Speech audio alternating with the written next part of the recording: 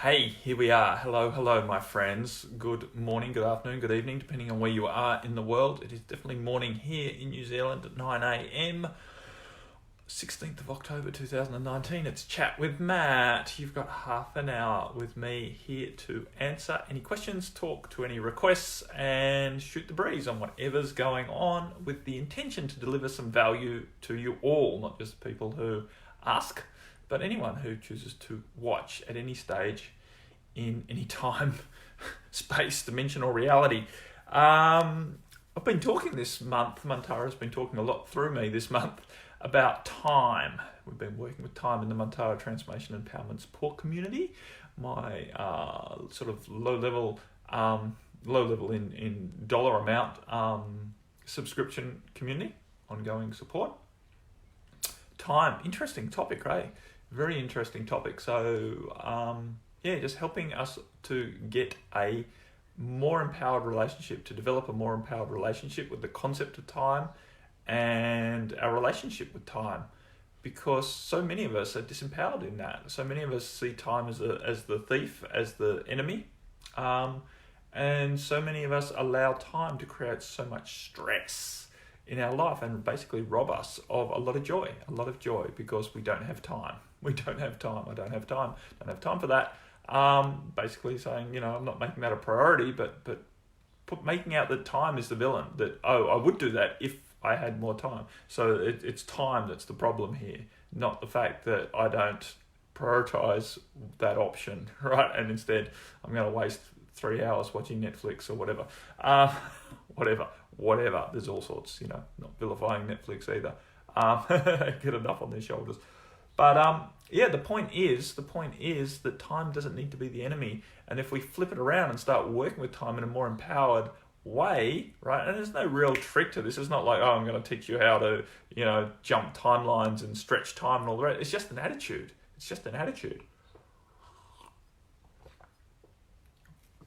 And then all of that other woo-woo stuff just happens.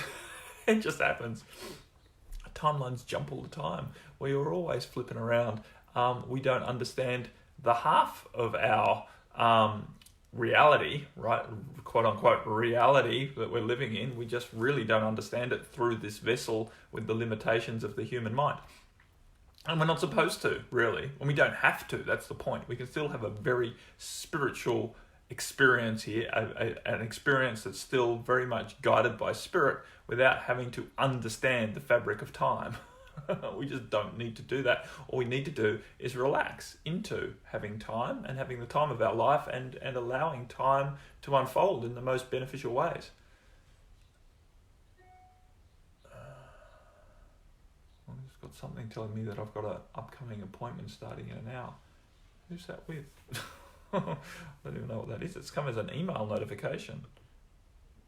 Oh my God, it's with myself. I set up a new thing. Okay.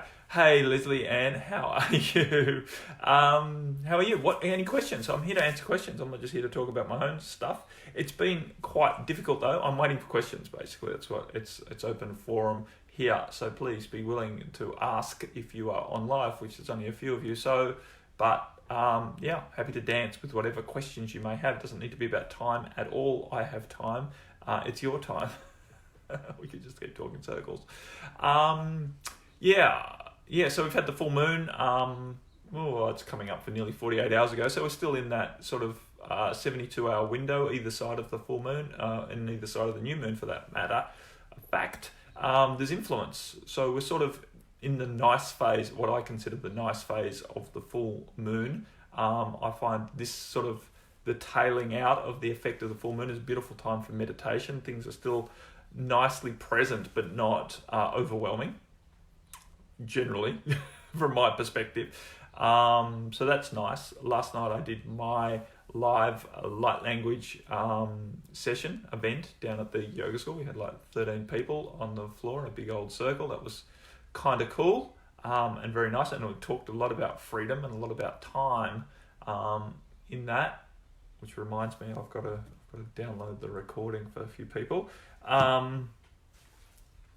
So that was good. But in general, it's been freaking hard. It was a freaking hard weekend, and Monday of the full moon was also very hard for me emotionally, as I'm working my way through stepping up in certain ways in quote unquote business. I'm getting a funnel sorted out, and I've had to step through a lot of my own resistance around stuff that I don't even really understand why I'm resistant to it. But needless to say, it's been there, and needless to say, it's been a process. So I've had to really give myself time to go through that process and not get caught up in the idea of this is taking too long. I'm basically failing because I'm going so slow. I had to let go of the idea that it's a failure to go so slow and to allow myself to chip away at it. I'm coming to that, Leslie. I have seen it. I just can't read while I'm talking, and I'll finish this point before I read. To actually find allowance around the fact that the process is not so much about succeeding in what I'm stepping forward into, but using the process of stepping forward to release a whole heap of resistance out of my field so that it'll be easier and easier for me to step forward in the future. And I would like to actually succeed with this thing that I'm stepping forward into as well. That would be very satisfying, but we will see. You've got to work in both. Having empowered expectations and a realistic outlook is a good balance to find. Okay. Okay, so Leslie wrote in, I have been told that time and space actually moves through you versus you move through it. Yeah, well, because you have to understand who you are. And we're not just this physicality, this flesh suit, right, that we identify with. You are everything, Leslie. You're God, right? You created time, and you are time. And so it is all moving through us. The point is just to understand, or to have a more empowered or more expansive understanding of who you are. And it doesn't mean that you need to live from that, totally woo-woo, expansive, not attitude, perspective. You don't need to live from that perspective all of the time, because otherwise why would you have bothered to incarnate into a physicality to start with? But as you understand the magnificence of who you truly are, having an experience here in a limited form for reasons, right? Reasons of experience, such that you gain wisdom of intricacies that you can't have so much of as the expansive being, then it all makes much more sense. So yeah, time and space is moving through us. We are dancing with it, whether we move through it or it moves through us. It's just a matter of perspective. The point is to unlock yourself from fixed beliefs that keep you limited and small. That's all. And it's not about having to always be aware that, wow, time's moving through me, not me moving through time. You don't have to live from that space all of the time, but to have an overlying or an underlying or a foundational understanding that it's much more, that you are much more expansive, and this whole experience is far more than what you cognitively recognize with your everyday brain from moment to moment, as we get fascinated by things. We just lose ourselves to objects all the time, and they're just manifestations of ourself. The pen is just a manifestation of the energy that's me, right? The all of me is manifesting the whole experience, but we don't recognize that, and we're not supposed to. That's the point. It's not that we're supposed to hold this really expansive attitude all of the time, but if we have it from time to time. I just realized that I didn't check if anyone had wrote in a question. If we have it from time to time, then it's really going to help you to relax around the frustrations that we feel in this little self, right? The frustrations that we're not doing well enough, that we're not succeeding, and all of the rest of that BS. Not even loading for me. Here we go. Chat with Matt's in 11 hours. No one wrote anything in, so I'm good. Yeah. It is a very interesting topic to meditate on and to contemplate in more lucid moments when you're quote unquote not so stressed.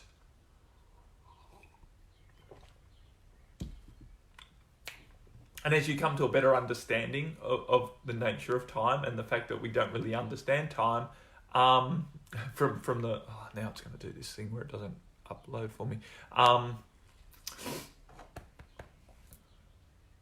Why wouldn't you want to live that way all the time? Because you wouldn't be able to interact with people. You'd be wasting your time for being here. If you were, totally in the expansive version of yourself, you would cease to feed yourself.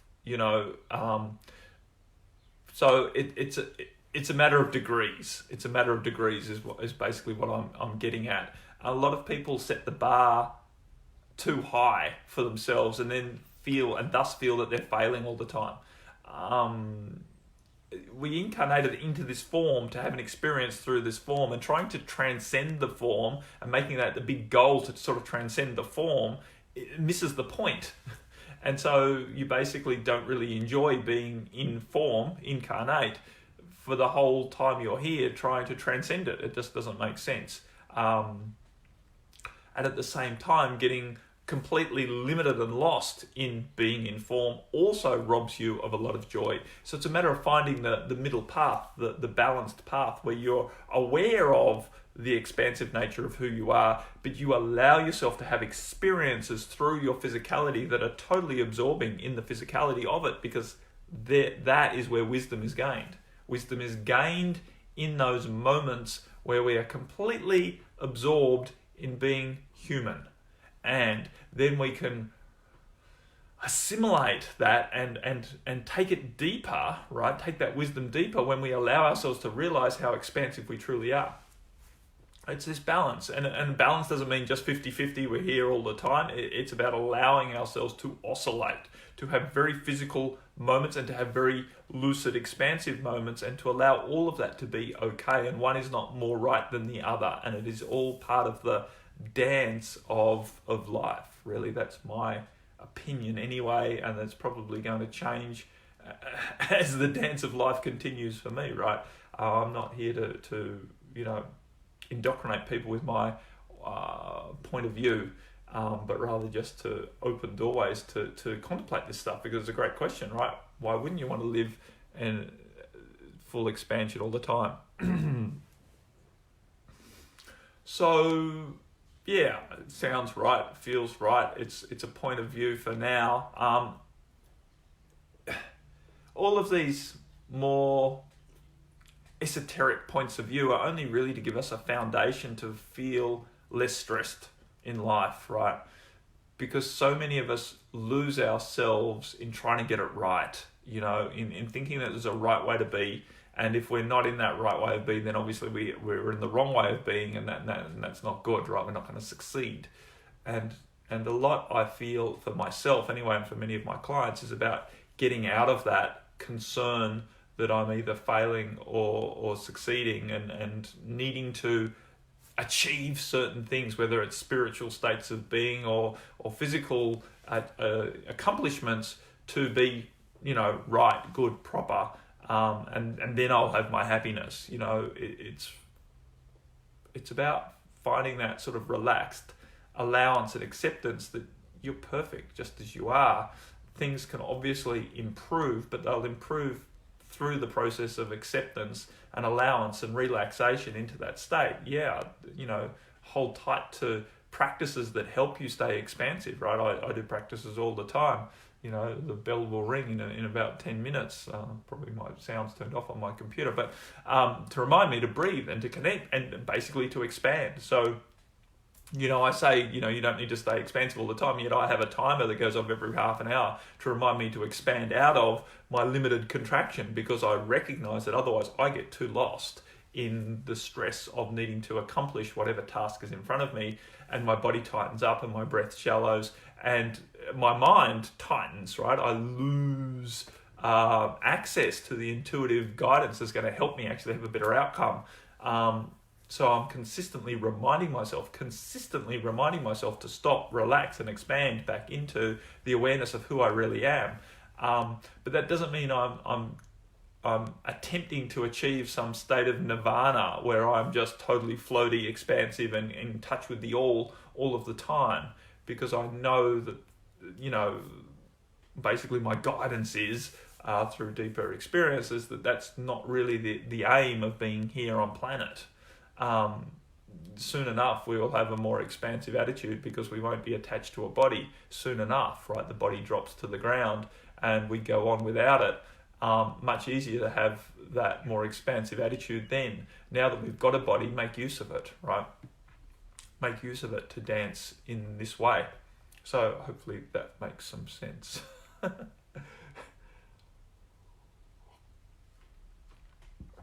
What else is going on? What else is going on? What else is up? Oh yeah, I've got a confession. I haven't done, it's been 4 days. Hi, my name's Matt, and it's been 4 days since I've done my short, it's nearly been 5 days. I've skipped 4 days of doing my short, what do we call that thing? Live stream. I'm right here doing a live stream. Yesterday I did an interview. Sunday I don't think I did much, but Saturday I did my Drops of Light, right? Which is a 1 hour live stream in my closed group, in my subscription group.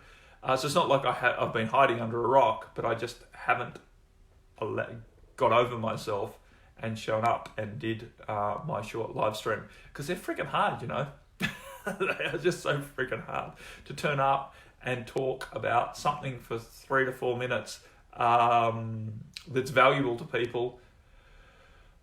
That's not just a pre-planned blurb about whatnot, but is something authentically happening in my life, and is not always down. Not that I'm always down, but it has been pretty tough, right? The other thing about the weekend and stuff has been on the back of my birthday, which was on Friday, which is always a tough time for me. For whatever reasons. I talked a little bit about that. It was the last time I did a live stream was on my birthday, and I haven't done one since. And so I'm basically just holding myself to account that I am going to start doing those again, and I'm not going to let it slip even further. The thing when you lose a bit of momentum, when you fall off the wagon with something that you've made, you know, my basic intention is to do 5 of those live streams every week. It's kind of like a challenge to myself to keep showing up so that I can be more and more visible, more and more transparent, more and more real, more and more authentic, a little bit more and more vulnerable, because I know that is going to serve me in moving forward, stepping through my fears of all of that. And it's also going to serve a lot of people if I do that, right? Because it gives other people permission to do the same, and maybe it sheds some light on other things that are, going on for me. I tend to have some reasonably interesting insights from time to time, and I want to share those. So, but once you fall off the wagon of doing something, in an empowered way, I notice this happens too with my meditations. If I'm traveling or stuff and I don't do my meditation for a couple of mornings in a row, it's harder to get back to doing it. When you do have the opportunity, it's much easier to say, oh, well, I'll just sleep in a bit, or I'll only do half an hour a day because I haven't done it for a couple of, whatever, right? It's just harder to get back on. And so basically I'm putting it out there in this live forum that I'm going to be doing a live stream this afternoon. I'm going to do a live stream this afternoon for 3 minutes or so at some random time when I'd like to say when I feel like it, but the point is I'll have to push myself, because I know it's very easy to talk myself out of doing it. It's not easy to maintain empowered habits like that. Just like when my timer goes off to breathe, and sometimes I'm midway through writing a paragraph that's flowing, and I don't want to stop and breathe. But I know that if I don't and I just keep pushing on, then I run out of steam. That actually stopping and reconnecting and re-establishing my connection with myself and with spirit, with the all, with the breath of life, is actually going to sustain me through the process. And thinking that I don't have time to stop now for 30 seconds and take 2 deep breaths it's farcical, really, but it still goes through my head. And I'm someone who's practiced this for years now, and still I try and talk myself out of it. And I do talk myself out of it from time to time. I skip it, the bell goes and I go, and I just carry on. But slowly but surely we realize that making the investment in doing things that we don't egoically want to do in the moment, right? I feel scared of doing that. I'm over that. I'm bored of that. I don't really want to stop right now. And sometimes it's just like a petulant child saying no to the parent. just because it can say no. That's what the ego's like, right? It just says no because it wants to stamp its foot on the ground and not be pushed around by a higher intention, such as I'm going to stop every 30 minutes and breathe for 30 seconds. We're just funny, right? I sometimes have to laugh at myself rather than scream and cry, because it seems like we're just totally in self-sabotage mode for so much of our existence here. The ego seems to be totally trying to prevent us from enjoying this life sometimes, for its own, need to want to be right or need to feel powerful or whatever's going on there. It's an interesting dance, right? And I'm not here to vilify the ego, because again, just like, living in the body, it's here for a reason. It's here so that we have these experiences. If we want to be egoless, then, we can go and float off in, whatever, be the light, right? Just as the light shining bright, great. But what sort of experience are you having as that? And how are you going to improve yourself? How are you going to deepen yourself through just having that experience of I'm the light and I'm shining bright? We need to get down and dirty. We need to get in amongst it to give ourselves a depth, to really have a foundation to being that light. And so the ego is part of that journey, and it's not a wrongness, and it can be actually a lot of fun. It is a lot of fun, but from time to time it's also incredibly frustrating, as it tends to want to limit us and put ourselves in boxes that it understands. It wants to be comfortable. And I think that's the biggest thing. This idea of egoic comfort really runs at odds with being expansive and magnificent and in the magic of the truth of who we are, which again, as I started this conversation, is not where we need to stay, but having an awareness of the magic of who we are running through the human form that we are. Just as you were talking, Leslie, time and space runs through us, not us running through it. Our light runs through this experience, not us running through our light. And, time and space is basically the light. One way of thinking of it. So, it's kind of this balancing process and this dance, and it does require, in my opinion, us to maintain a sense of discipline to do that, right? We need to be willing to maintain from a space of dedication and love rather than fear and punishment. Maintaining discipline from that space of love, not from the space of needing to punish ourselves if we don't do things. But it requires discipline to actually carry on doing practices and opportunities that actually serve us in the long run, even though at the time our ego might not want to.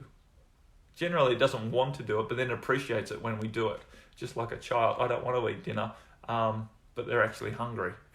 But I don't want to do it now because I'm busy with my Lego or whatever, right? That's it. We're funny.